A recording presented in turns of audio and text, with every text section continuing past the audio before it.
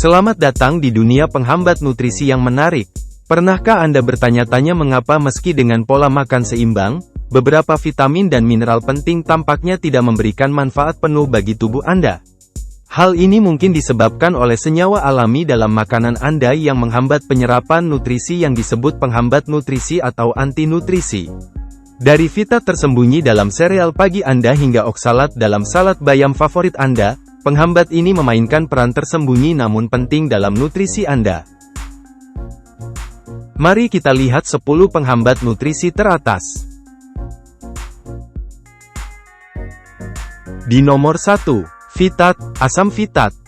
Ditemukan dalam biji-bijian, polong-polongan, dan beberapa kacang-kacangan, fitat dapat menghambat penyerapan mineral seperti zat besi, seng, magnesium, dan kalsium.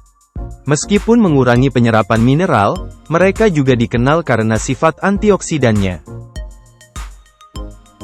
Gunakan berbagai teknik persiapan, seperti perendaman, perkecambahan, dan fermentasi, untuk mengurangi efek antinutrisi fitat dalam makanan seperti biji-bijian, kacang-kacangan, biji-bijian, dan polong-polongan.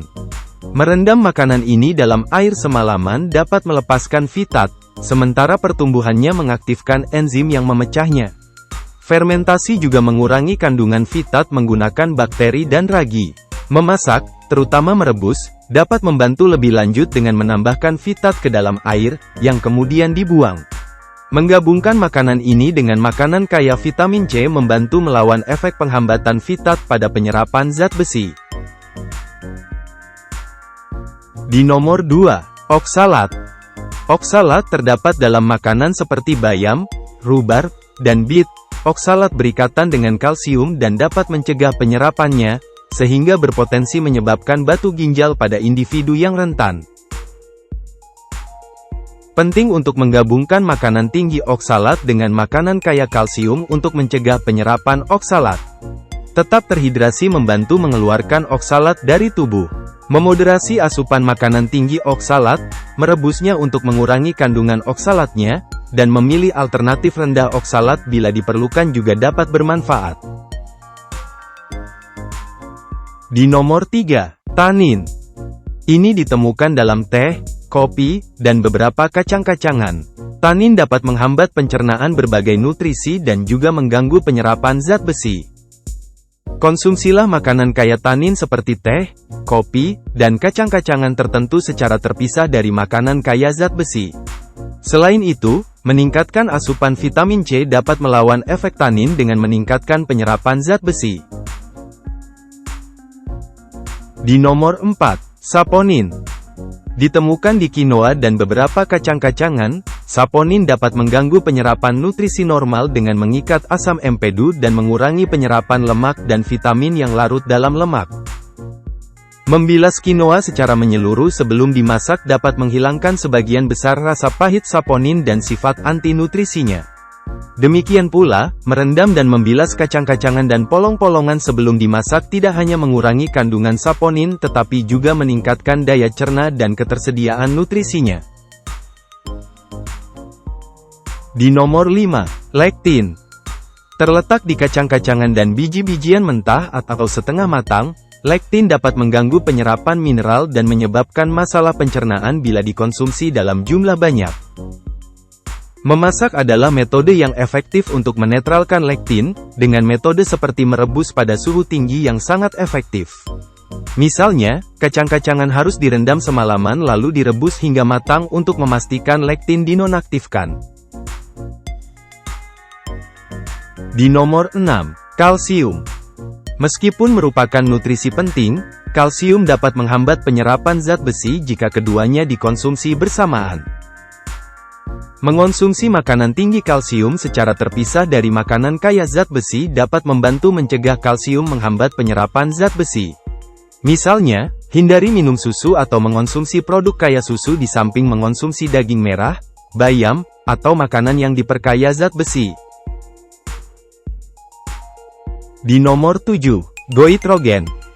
Ditemukan dalam sayuran seperti brokoli, kembang kol, dan kubis, goitrogen dapat mengganggu penyerapan yodium dan fungsi tiroid. Memasak sayuran ini biasanya mengurangi efek goitrogeniknya.